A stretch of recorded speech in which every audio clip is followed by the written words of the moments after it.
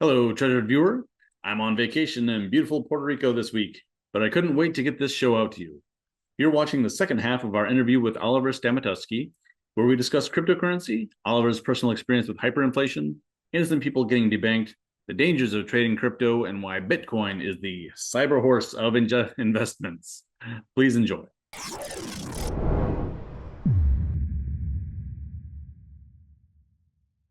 Let me share some thoughts that I had kind of relating my own experience, and then I want to talk with you about your history with Macedonia and all your ideas on crypto in general. But when I was researching your company, got me thinking. My first career was like a web developer, which I did for like 17 years. I started in Yeah. like 1998. And like, back then in like 1999, like we couldn't convince pizza chains to like allow people to order their pizzas online. People were just like, who would ever go online to Yes. order their pizza, right? Like Yeah, yeah, yeah. when they can just call or whatever it is. And eventually, obviously, like those kind of things grew, and the launch of the smartphone has been huge in that area. So it's kind of interesting uh, to see the beginnings with like your company and Howdy of just kind of like integrating Bitcoin into just daily life. Which I think is really really cool and really amazing. Um, in 2015-ish, I was pretty excited about Bitcoin, trying to figure out a way to like transition into a full-time career, Yeah. and I had this idea where I would help companies accept Bitcoin. So um, back then, a lot as now, the people who have Bitcoin are looking for ways to save it, not to spend it. But I had kind of like this whole um, multi-tiered approach to it, where I was thinking, okay, first I help you accept Bitcoin, right? It would be for not for like point of sale type companies, but for like companies that send out invoices, that kind of Yeah. company, right? So I'd help you accept Bitcoin. I'd help you turn it into US dollars if you want. But more importantly, like I would list your business on sites where people go who are looking to spend their Bitcoin, right? Yeah. So you kind of like hopefully find some customers there that you wouldn't have otherwise found. Even if they don't pay with Bitcoin, they might find you because they're Bitcoiners and they're interested in supporting that kind of thing. And I would like send out PR, press releases to like local media outlets. Oh, such and such business is the first company to accept Bitcoin in the such and such area, whatever. And the idea might be like it makes your company look kind of cutting edge and whatever. Unfortunately, I couldn't even convince my sister, who had like a landscaping business and still does, to try this. So I just moved on to other things. But I thought it was an interesting idea, and maybe is still a good idea, and somebody else can run with this idea. But what I'm trying to get at, where I'm going with this, is that this business that I just described, it didn't mean that you had to like replace everything that you're doing with Bitcoin, right? You could just have Bitcoin working side by side. When Yes. we were talking with, this was big chains. This wasn't like your local pizza shop. This was like Domino's, Pizza Hut that we were talking to. They don't have to get rid of their ability to accept credit cards and cash Yeah. on site, right? They could have just, or orders over the phone. They could have just online allowed people to order their pizzas and whatever. With Howdy, you don't have to, as a pharmacy, have anything to do really with Bitcoin, and as a consumer, you don't even have to have anything to do with Bitcoin, but you can just accept the rewards to Yes. your wallet if you want. And with your company, like you're not throwing out everything. You're bringing Bitcoin and the Lightning Network, integrating it as a an additional, channel or value add to everything that a company is already doing, and they don't have to, you know, be laser eyes, on the main page of their website. They can just have it be a small part of everything they're doing. So I think that's really awesome. Yeah, man. No, thank you very. I think you described it extremely well. So for me, I love I this. I think am really acing this interview. I love yeah, yeah, you're doing great. it. But for me, really, I think I started mentioning earlier. I think there are typically, like in the Bitcoin space, there are like two types how people approach newcomers. They're either pushing them, hey, your fiat system, what you have, it's terrible. You should like use only Bitcoin. Yeah, everything is bad. You should use Bitcoin. That doesn't work all the time. If you tell Mhm. people they're stupid, they're probably not gonna like you. So, you know, like telling them everything they're doing, I don't think it's the right approach. The other approach that some people are using, which is I would say much more successful, is telling them how to pull people in to sell why it's great, why we should. I think Michael Saylor is a great like great marketer for Bitcoin, telling Mhm. why people should come to Bitcoin. Ambassador, you might say. Ambassador, exactly, and this is good. But I think that there is a third way, and this is what we're trying to do with our product. And this is just meet people where they are, man. Just go where they are. And if businesses are doing like what you just said, you have like fiat rewards, they have a physical product, they're selling water or selling vitamins. You don't have to tell them that their vitamins are terrible. It's fine. Let's put some Bitcoin on top of it and Mhm. just meet you where they are. Most people don't know about Bitcoin, but most people are consuming water. Most people are consuming coffee. Most people are consuming, are playing poker. So let's Yeah, let's meet them where they are right. and bring Bitcoin inside and just be friendly and collaborative, and hopefully we can become friends. Yeah. One other thing briefly that is interesting about this is like when I got into Bitcoin 2014, early 2014, it looked like Bitcoin was going to be like this killer app for like microtransactions, right? And then eventually the blocks started filling up, and we're like, well, no, Bitcoin's not good for microtransactions anymore. Yeah, And now with the Lightning Network kind of ascending, we're seeing that Bitcoin with the Lightning Network can be a killer app. I don't know why I'm using yeah. that phrase. It's like from 20 years ago. Uh, um, for microtransactions again, which I think is really cool. That's what we're like. That's what we're hoping for, and what we believe in. We believe that like the base layer for Bitcoin, with that I don't think that that's gonna be like useful for microtransactions, and people are as the as we continue with the fees going up and more people are coming on the base layer. I think the base layer is going to be basically your save that you had at home, like your virtual Yeah, save. You put your savings and you just open it once a year or twice a year when you need like to do something special. But sure. other than that, it's there. I think that's the base layer of Bitcoin. For everything else, you're probably gonna have like your small wallet where you have like your credit card and like a couple of bucks inside. And this is how I see the Lightning Network. It's the Uh-huh. small wallet where you can like buy anything from a soda up to like I don't know, flight to your vacation destination, something that is like relatively small in comparison to what your life savings might be. Right. And also you have the trade-off. I mean, like the life savings are probably in a safe that no one can like find, and it's in best way in cyberspace, behind the wall of encrypted energy as Bitcoin is. Right. But your wallet is probably also safe. You keep it in your pocket, but it's not as safe as your cyber secured safe. So Yeah. it's, but for like $100 that you have in your wallet, it's fine. It's even if you lose it, you probably have a way to survive. Okay. Let's get back into your personal history. So when we think about like hyperinflation, we think about the Weimar Republic and you know um, things like this. These drastic examples from history, and it's only happened a few times or whatever. But you kind of indicated to me that maybe it's closer to home than we might think. Oh yeah. Oh yeah. So I mean, like as I said, like I come from Macedonia. It was like part of Yugoslavia, and it's Eastern Europe. And when I was growing up, basically Yugoslavia went through hyperinflation. And what does this mean? It's actually there were 67% inflation, but not per year, per day. Oh no! So you have like What currency was this? it was Okay. dinar.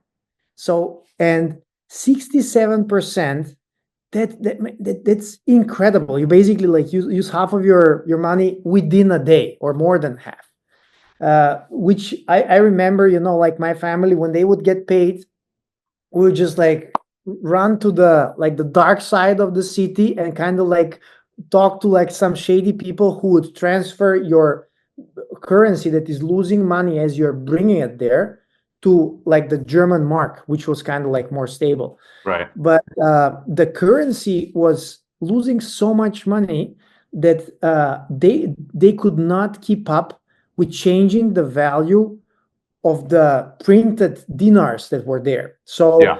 like, because they basically had to come up with an additional zero over almost every few weeks.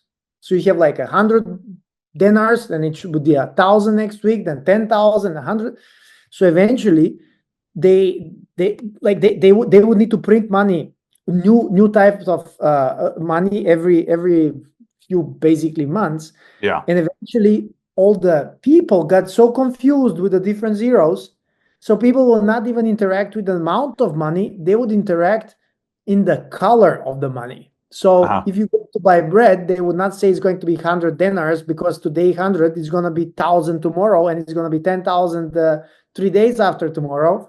Wow. They just say, okay, it's just give me 3 of the red ones. Or how about the beer? Well, the beer is one blue one. Or so it's interesting. I don't know if I should laugh. Yeah, it's terrible. It was terrible, but it's Yeah. at that point, I was like probably like 8, 9 years old. Okay. And for me, I could not understand what's going on and why we're in a rush to like kind of like transfer the money that my parents earned into like marks, and why people are not using the different numbers, but they're like saying just the red one or the blue one or the green one. It's basically because the currency and the cognitive ability of people to process the change of value of the money was so difficult that people were just like, just give me the red ones or the blue ones or it's crazy. Now, according to Wikipedia, it says between 1992 and 1994, the Federal Republic of Yugoslavia experienced the second longest period of hyperinflation in world economic history. Yeah. So this is like, this is not just some, small personal story we're talking about. Like, it's kind of shocking, honestly, that like this is not more well known. Yeah. When it's so recent and it's, so impactful. And yet, like, we only think about the Weimar Republic and Zimbabwe when we think about hyperinflation.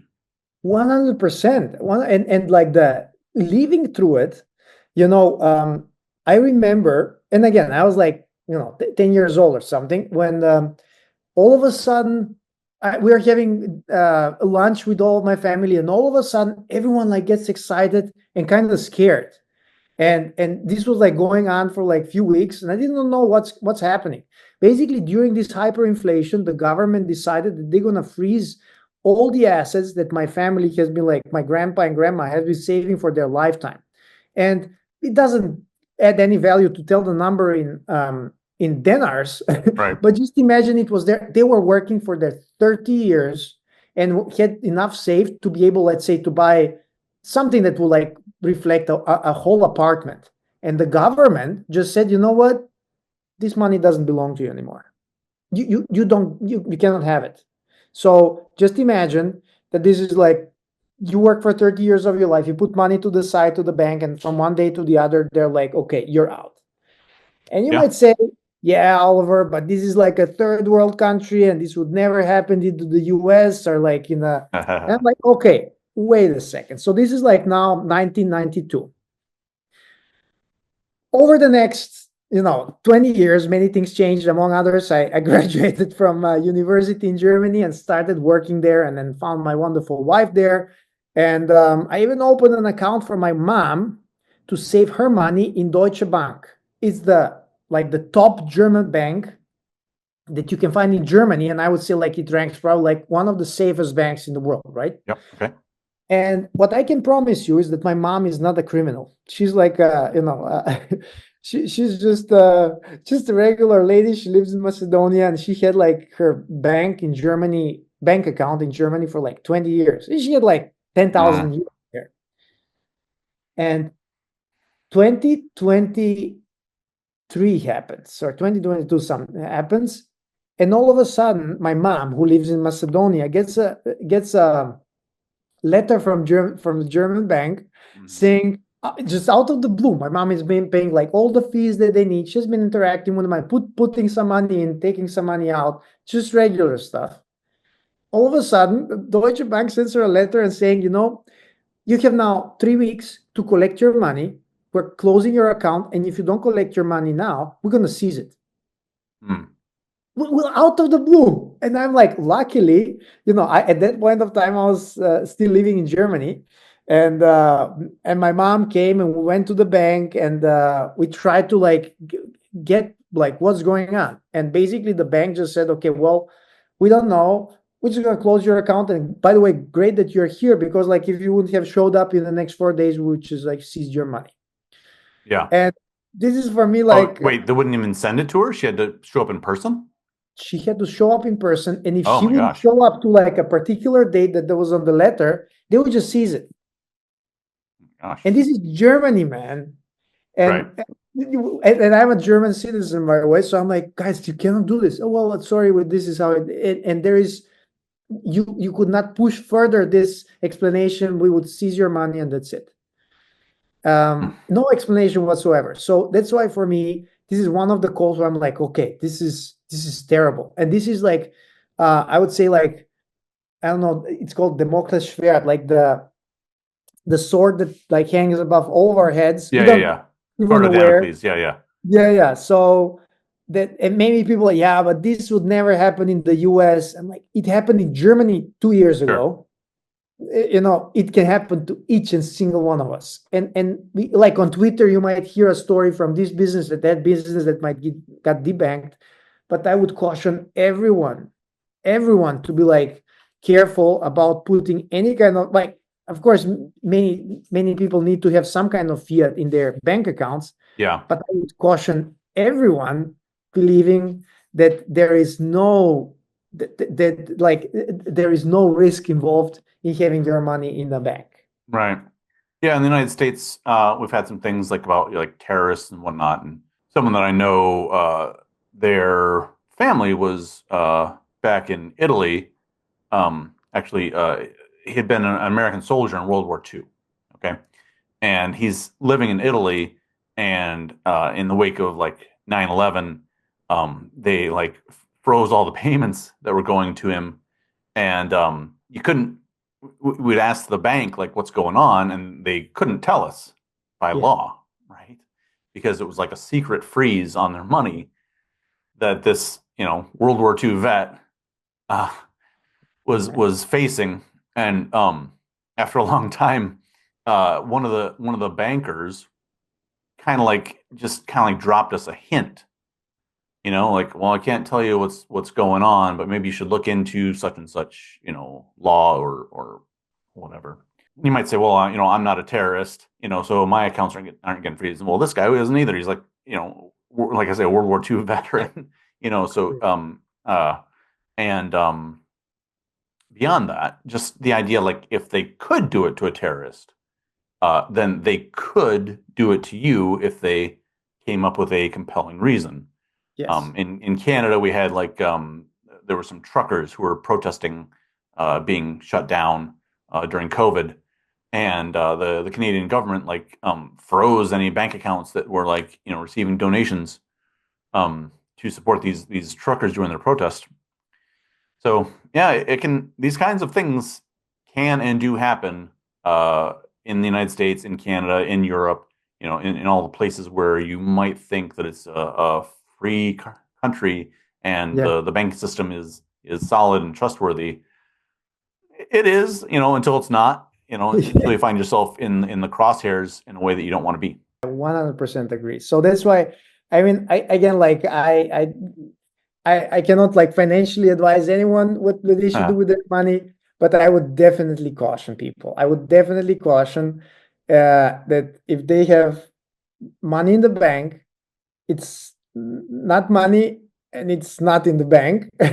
So be careful. And for us, the life red that we've chosen and what we believe in is Bitcoin. So that's why we're trying to like promote this through our technology and enable people to like get easily onboarded into Bitcoin and help businesses thrive through it and make better strategic decisions for themselves. But if you're a private person, again, at least what I would invite you to do is have a look at it. Maybe it's something that you can like help you, conserve your financial energy.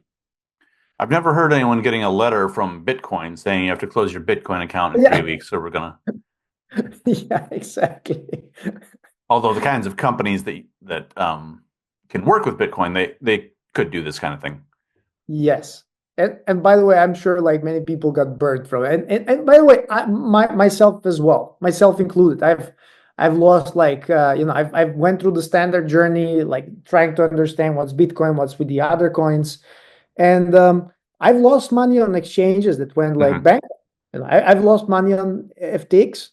So just again, but we all have to go through the journey. Sure. And there is, everyone who's won the Olympics has not won by an accident. They have callous. They work their way into like being able to push a lot of weight, jump high, and I'm sure like they strain the leg or like pull the muscle along the way. And I think that's the strains or like the callus that you have to build along the way. And with the hopes that what we've built over time, it's going to help some other people, and this is also our mission with Beyond the Checkout, help other people maybe not go through the same troubles that we did. Yeah, and beyond like the problems with someone else custodying your Bitcoin or the cryptocurrency, you could lose your own keys and stuff like that. So there's pros and cons, and there's ways to be cheated or suffer loss with all kinds of things. But certainly, 100%. Bitcoin, if you can take responsibility for your own money. 100%. I think, like I was just like talking to my wife about Bitcoin the other day, and I feel that Bitcoin is like, it seemed like the starting sequence of The Simpsons, where like Homer is working in this nuclear power plant and he's pushing everything, and he turns around and he's like a piece of like uranium on his t-shirt. And he walks out. And for me, I feel Bitcoin is like this. It's extremely powerful. It's it's something that it's like uranium. Like you can create a ton and ton of great energy and use it for a good cause. But if you don't know how to handle it and you put in your t-shirt, well, you just lose your keys to your wallet. Well, in that case, you're going to get burnt. Right. So, but the same applies to electricity, right? The same applies to a sharp knife. People like able to like help other people by making a surgery with a sharp knife and take out the bad stuff, or you can cut yourself, and you just need to use the tool. All right. Let me ask you some contemporary, cryptocurrency type questions. Do you trade cryptocurrency? No, I don't. No, Okay. I don't. I don't. I'm also there, man. Like again, we all have our own experience.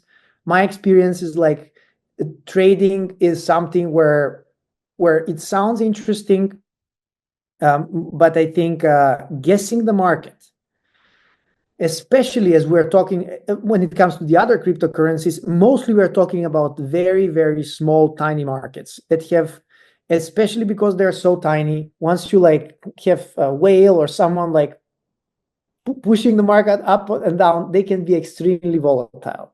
So being on the right side of volatility and knowing exactly where it's going to go up or down, and it's a toss-up. If you want to play around with it, joy, no problem, go for it. I cannot like tell you if this is right for you. It was not for me. I think for me it's more being in the market and in the Bitcoin market and staying there. That's what we call like hodling. I would not trade Bitcoin because I also don't know what's going to happen in 15 minutes or an hour and 2 hours. I have no idea. It might drop, it might go up. I have no idea.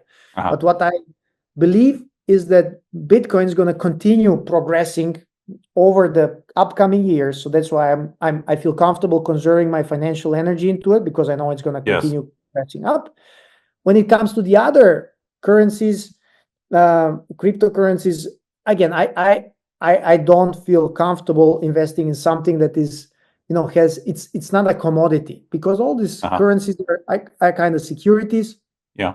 And I don't know the founders, and even if I know, I again, like, I don't want to say that I believe that most of those currencies are targeted on making the founder more money. Maybe some of them have a positive spin and want to do something better.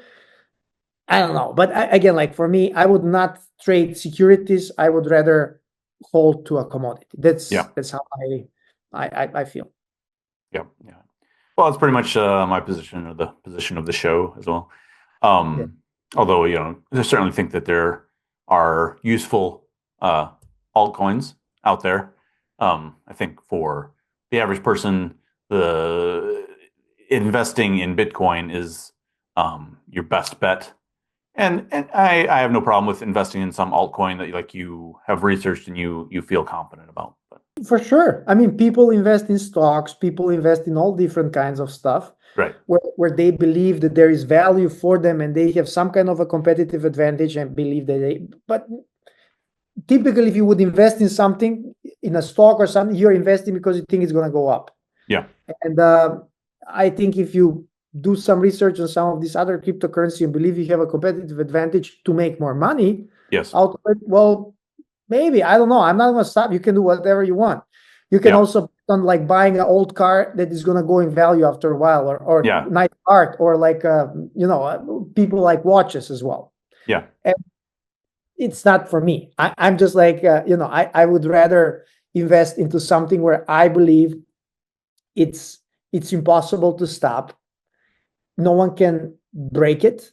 Yeah. And no one can take it away from me. Yeah. And that's Bitcoin. And that's why I feel best like just sleeping, sleeping like a baby after understanding this. I need like the little applause sound effect. One analogy that I tried out recently, it didn't seem to make an impact, but I kind of like it. I was talking to somebody about trading and trying to time the market. This was actually more about the stock market, but it applies to cryptocurrency. When you're playing poker, the only way that you can expect to make money is if you're playing with people who are worse than you, right? So when you're trading stocks or crypto or whatever, you want to be sure that you are ahead of the curve, that the most of the people that you're trading against are worse than you. If you're just somebody who is at the lowest level, you're the fish in the poker game, so to speak. Oh yeah, I love it. I love it. I 100% agree. I 100% agree. So I 100% agree. No doubt there. For me, I kind of like when people like I've talked to friends of mine. Yeah, but I know like this currency and that one and this might go up, and I'm like, sure, it might.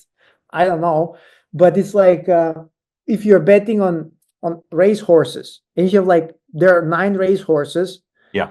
And some of them might have a good day, but you know that the horse number 3 is a cyber horse that will not break and it can like run, like forever, and you don't need to feed it, and it doesn't need to go to, doesn't need a restroom break, and doesn't need to drink water, but just gonna keep on moving. You will not put your $100 with like $10 on each. You put $100 on the cyber horse, right? And one of these other horses might have a good day or a bad day, and sometimes you might win, sometimes not. But I would not like spread myself into the different categories. I would, if I know like I have the cyber horse who's like the fastest, I'm just gonna put everything there. Why would I do anything else? Right. Bitcoin, the cyber horse. Yeah, 100%. Yeah. So you're doing a business where cryptocurrency, Bitcoin specifically, is a big part of it. What like resistance, what misconceptions are you coming across? Oh yeah, great question. Great question. Thank you. Man, you're killing it today, man. You're killing it.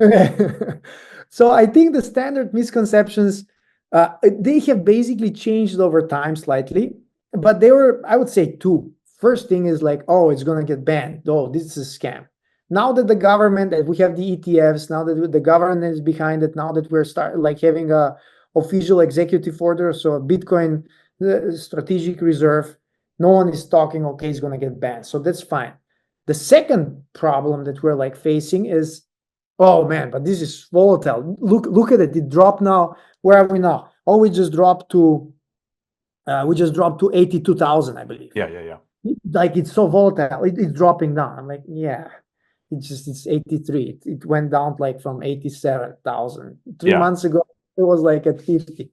So I always try to encourage people to look at like a 4-year time span, or usually that's like a 5-year button. So 5 years then, but the Bitcoin halving cycle is 4 years. So look at like a 4 to 5 year time span, and it before you say like it's crashing. Exactly. So this is, I think, this is exactly the same statement I would give like my friends.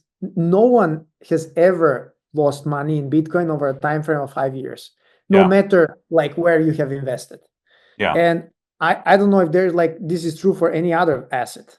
Right. So in any time frame of 5 years, you would never lose money with Bitcoin. So that's why if we just like zoom out a little bit and then it's fine. And another thing that I would just to clarify, I think this is like literally 100% true, right? Like you could pick any second, basically, that wasn't some kind of crazy dip or whatever, but let's say any day, you could pick any day in the history of the price of Bitcoin, and you buy that 5 years later, you are up.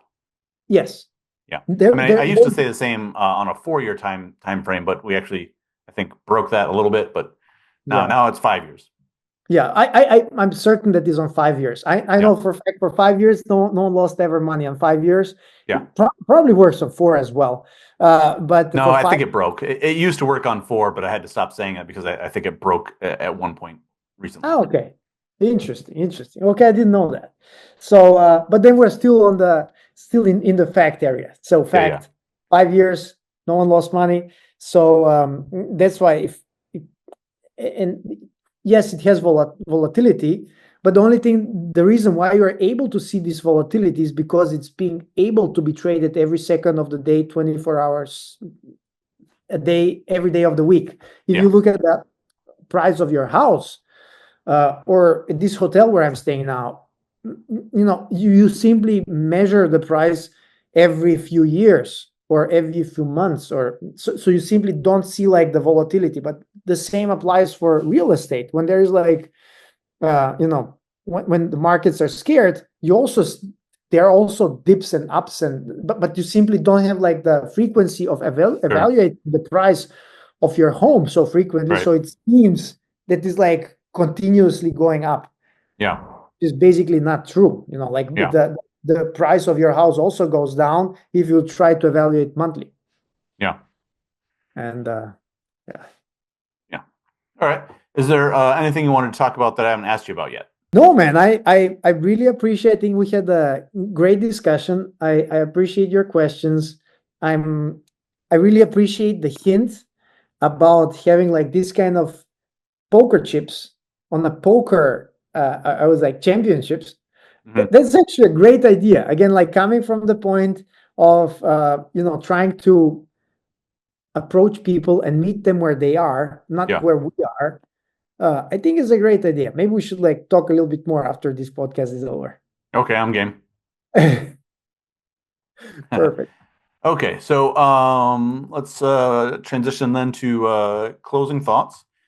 So from what I'm getting, the main ways to interact with you right now is Beyond the Checkout is live. So if you have some kind of company and you want to get a QR code where people can get some rewards and you can interact with your customers and maybe get some insight and possibly establish a continuing relationship with them. We want to, was it beyondthecheckout.com or? Checkout.tech. So that's checkout.tech is our email ad, like it's our official webpage. And the cool part that we have there is actually if you have some kind of physical product, you can just go to the page, put in your URL, and the moment you put it in, we're going to generate the whole process that you and I just talked through for you, custom made for you. We have like a little bit of background data that is being generated for you to experience how the QR code might apply to your product. So I would, if you want to try it out, just go to checkout.tech. If you want to support us on Timestamp, just go to timestamp.com and you can find us there. I think it's Timestamp. Yeah. Let me just see. Yep. Yeah. I'll have the links down below. Yeah. While you're down there, you can hit the like, subscribe, share button. You can do all that stuff. Okay, so those are the two main ways that people might want to interact with you, right? Timestamp for the crowdfunding, and checkout.tech for getting the QR code and stuff. Exactly. And you can, of course, follow us. We also started a Twitter account, which is BTC, basically BTC Checkout Tech. You can check us out there, or just as long as you are trying to, like, I would say, open yourself up to understand what Bitcoin is and how it can help your life. Yes. We could be friends. Fantastic. Well, are we friends now? I hope so. We're like I made a new friend today. Man. I love it. Thank you so much for having me on the show, and keep on doing a great job, man. Thank you so much. Thanks. Yeah, we're getting there. I'm figuring it out. I mean, I'm like a tech guy. I'm not really a broadcast guy, but I'm figuring it out. You're doing great, man. I saw your interview. I don't like, it was like this other guy who was saying that he doesn't like the blockchain and Bitcoin. I was a little bit surprised on his take. Yeah. Yeah, but it's okay. Yeah. All right. Fantastic. Thanks so much. Oh man, thank you for having me. Thank you so much for having me. Absolutely. So for Oliver Stamatoski and this is David Medley, this has been Proof of Pod. Please check us out next week and check out everything that Oliver has to offer. It sounds like a really great deal. Thanks again. Bye.